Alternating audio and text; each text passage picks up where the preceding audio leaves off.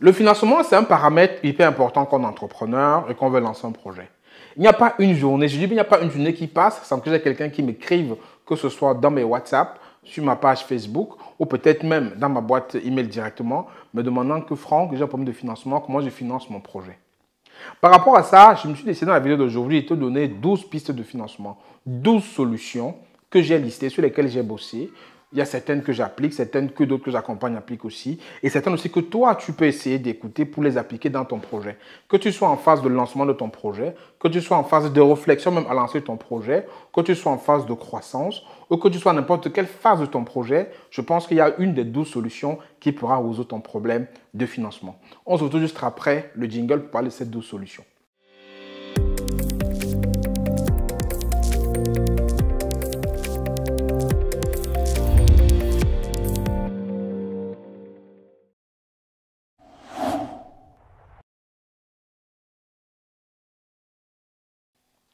Bonjour à toi, je suis Franck Kenyé. Aujourd'hui, je vais parler de financement d'entreprise, financement de projet. Les startups, les entrepreneurs rencontrent ce problème tout le temps. Tout le temps, j'entends, mon projet il est là, mais je ne sais pas comment me financer.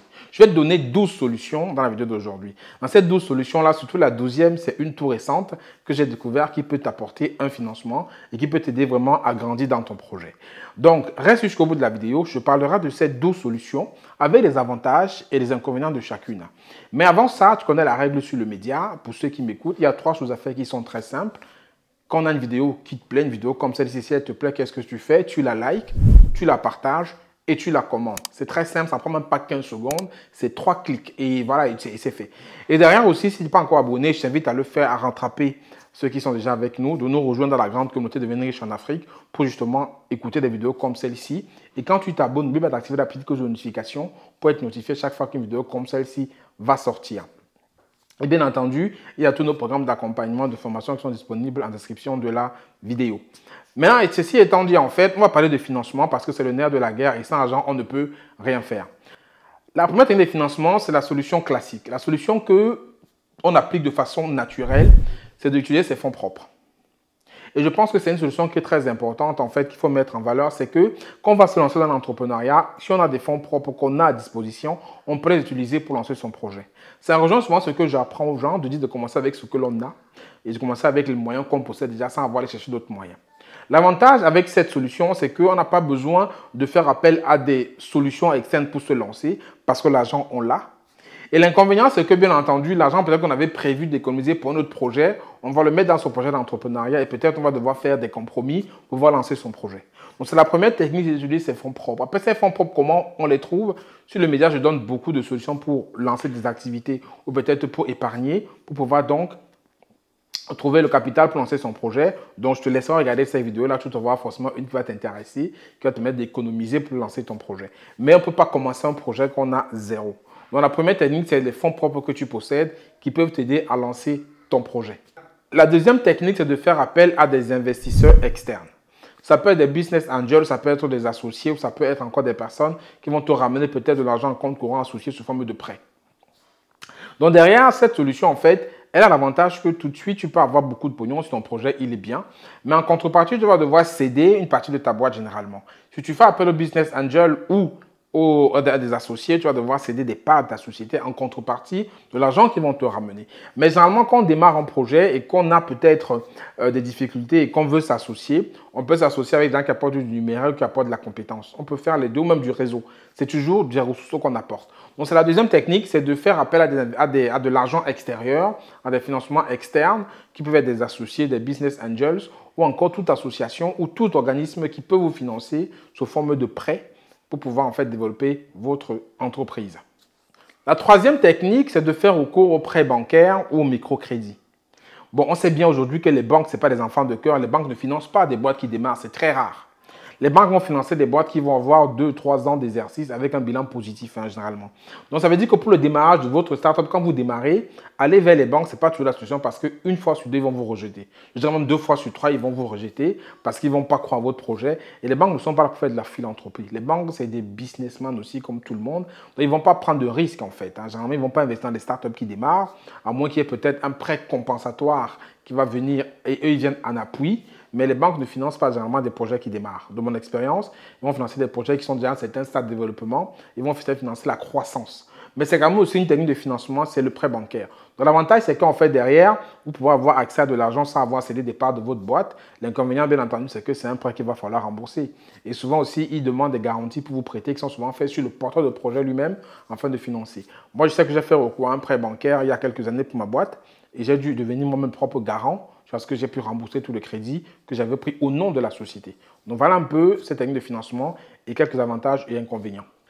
La technique numéro 4, en fait, c'est de faire appel à ce qu'on appelle le crowdfunding. Le crowdfunding, c'est le financement par la foule. Ça veut dire en fait que vous proposez votre projet sur une plateforme de financement comme Kickstarter, Ulule, il y en a plein d'autres, et vous proposez en contrepartie de l'argent que vous recevez du financement participatif. Vous promettez soit un cadeau, soit peut-être votre premier produit. Et en contrepartie de ce que vous allez proposer, les personnes vont venir vous donner de l'argent pour lancer votre projet. Ça marche très bien aussi. Surtout quand on a un projet qui est innovant ou un projet qui rentre dans des cases comme peut-être environnementaux ou peut-être des projets qui vont changer la vie des gens. Souvent, les gens vont sur ces plateformes-là pour gagner un peu d'argent pour lancer leur projet. L'avantage, c'est que c'est de l'argent en fait que vous donne souvent à faible taux, voire même souvent gratuitement. Vous avez juste un tout petit truc à faire. J'ai par exemple vu un projet qui est financé sur Kickstarter. Il fabriquait des produits et lorsque vous donnez de l'argent, je crois que c'était 100 ou 150 €, il vous envoyait un produit quand il serait fabriqué. Ça, c'est très bien. Et il était prêt. Je crois qu'il avait mis 1000 produits en vente. Il cherchait 150 000 €. Donc, ça veut dire qu'en fait, que ceux qui vont envoyer, qui vont donner 150 €, les 1000 qui auront pu utiliser cet argent-là, il va leur envoyer un produit. Donc, ils n'auront pas de part de la société. Ce ne sera pas du crédit. Ce ne sera pas de la dette. Ce sera juste que tu donnes 150 € pour qu'on puisse lancer la boîte et on t'envoie le produit. Ça marche très bien aujourd'hui.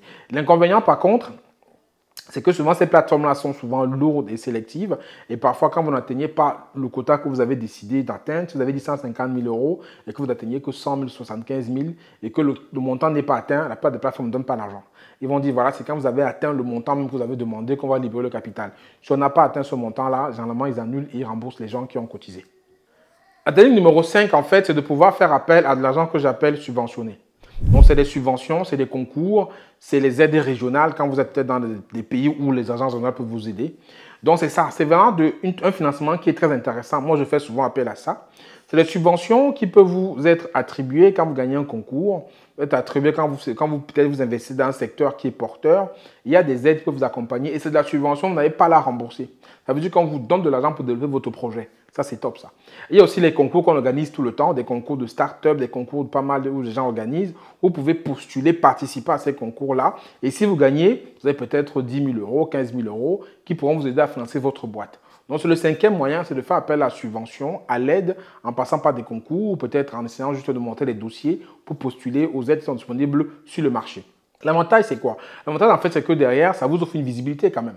Quand vous avez une subvention, vous avez quelque chose qui vous est donné, vous avez la visibilité parce que vous allez pouvoir communiquer par rapport à ça. Et le deux, vous n'avez pas remboursé puisque c'est de la subvention, c'est de l'argent qu'on vous donne. Vous n'avez pas remboursé ça.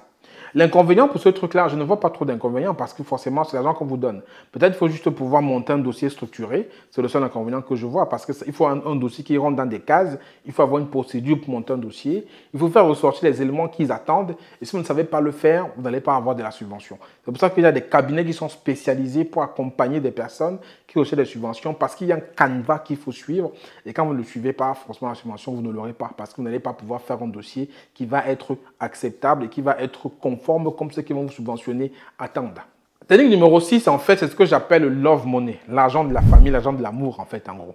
Ça veut dire que vous financez votre entreprise avec l'argent que vos proches vous donnent, que ce soit vos amis, que ce soit votre famille, que ce soit vos collègues. C'est un argent qui est plutôt facile d'accès parce que c'est des proches à vous qui vous connaissent, qui vous donnent cet argent pour lancer votre projet. Donc, l'inconvénient du love money, c'est quoi? C'est que forcément, les gens vont vous donner de l'argent et ils vont regarder ce qui se passe. Ils vont regarder, attendre que vous les remboursez, pardon. Ils vont plutôt être derrière vous, suivant les accords que vous avez eus. Je te rembourse dans 2 mois, dans 1 an. Ils vont être tout derrière vous parce que c'est des proches à vous. Ils ont donné de l'argent et si vous avez dit que vous devez rembourser, ils seront sur votre dos. Ils ne vont pas vous laisser respirer. Donc, je connais des personnes qui ont fait un peu love money et ça me gâte les relations familiales et les relations amicales. Donc, c'est vraiment de l'argent qui est, entre guillemets, facile d'accès parce que c'est vos proches. Mais ça peut d'un côté vous créer des problèmes si vous vous engagez et que vous ne donnez pas vos engagements. Si vous dites à quelqu'un que je vais peut-être emprunter ou tu vas me donner 200 €, je vais te donner, je ne sais pas, 220 € au bout d'une année, ou je vais te rembourser et que vous ne le faites pas parce que votre boîte n'a pas peut-être marché, si ce n'est pas quelqu'un qui est très proche et qui peut être compréhensible, ça peut vous créer des problèmes, quoi. Dans le Love Money, l'avantage, c'est que c'est des proches à vous qui croient déjà en votre projet et qui peuvent vous accompagner. L'inconvénient, c'est que ça peut vous causer des problèmes parce que forcément, si vous faites des engagements, des projets et que vous ne respectez pas, vos proches pourront être sur votre dos et ce n'est jamais intéressant d'avoir ses proches sur son dos à longueur de journée. Technique numéro 7, c'est de faire appel à la précommande. La précommande, c'est quoi? Ça veut dire que vous voyez des personnes qui ont besoin du produit et ils payent avant que vous fabriquiez. Donc, ça veut dire que, bon, c'est un peu comme le crowdfunding comme on a parlé, mais ça, c'est différent. Ça veut dire que vous allez voir des personnes, peut-être fabriquer un service digital, un logiciel, par exemple. Vous allez déjà voir des clients, vous leur dites, voilà comment le logiciel fonctionne, vous leur expliquez votre logiciel, vous dites, voilà, si vous prenez aujourd'hui le logiciel, vous êtes engagé à le prendre, le logiciel, vous payez maintenant peut-être un prix préférentiel. Et le logiciel, quand il va sortir, je vais vous le proposer, je vais vous le donner pour que vous puissiez l'utiliser.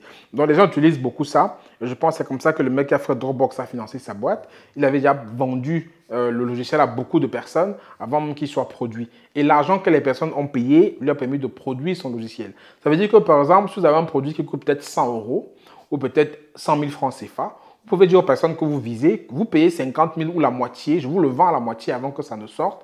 Et dès que ça sort, vous aurez le produit avec qui vaudra plus cher. Mais comme vous aurez précommandé, vous aurez un prix préférentiel. Ça marche très bien quand on a des produits qui sont très demandés. Mais pour ça, il faut identifier les personnes qui ont besoin du produit et pouvoir les avoir d'accès et leur proposer ce mode de financement-là. Et derrière, généralement, ça fonctionne quand on a le bon produit et la bonne cible. Les gens sont prêts à payer en avance un produit peut-être qui coûte 100 € à 50 € pour l'avoir quand il va sortir que de payer 100 € quand il sortira. Mais il faut être sûr que vous allez vous engager et répéter vos engagements par rapport à l'argent que vous prendrez. L'avantage, c'est que derrière, vous êtes déjà sûr d'avoir un marché parce que vous avez des clients déjà qui croient en vous, qui croient en votre produit. L'inconvénient, c'est que derrière, si vous avez un budget que vous devez atteindre, peut-être pour sortir le proto, et que les gens avec qui vous avez pris de l'argent, vous n'avez pas à avoir ce quota-là, ça va être compliqué pour vous de pouvoir assurer les commandes que vous avez déjà prises. Je prends un cas très simple. Vous avez besoin, par exemple, de 25 000 € pour pouvoir sortir le premier prototype. Mais que vous promettez aux gens et que vous n'allez avoir que 13 000 € de promesses. Vous allez trouver les 12 000 €. Ça, c'est compliqué. Donc, vous aurez un écart de 12 000 €. Et si vous ne savez pas le combler, vous allez décevoir ceux qui vous ont fait confiance jusqu'à 13 000 €. Donc, c'est un peu l'inconvénient de ce truc-là. C'est-à-dire qu'il faut avoir un objectif qui est fixe, qui doit être atteint pour pouvoir justement satisfaire ceux qui ont précommandé, de pouvoir faire produire en série votre produit, votre service par la suite. Technique numéro 8, en fait, c'est ce que j'appelle les prêts d'honneur. Les prêts d'honneur, en fait, c'est un prêt qu'on vous fait sur votre honneur. Il y a des associations, surtout en France, qui sont spécialisées dans ce secteur-là. Il y a beaucoup de réseaux d'entrepreneurs ou d'associations régionales qui vous font des prêts d'honneur. Le prêt d'honneur, c'est un prêt qui engage le porteur de projet. C'est un prêt généralement qui vient en compensation d'un prêt bancaire. Vous pouvez demander un prêt d'honneur et quand vous avez le prêt d'honneur, c'est là où la banque peut vous prêter. Donc, sans prêt d'honneur, généralement, c'est sujet dur que les banques vous prêtent. Donc, c'est quand vous avez le prêt d'honneur que la banque vient peut-être vous prêter de l'argent.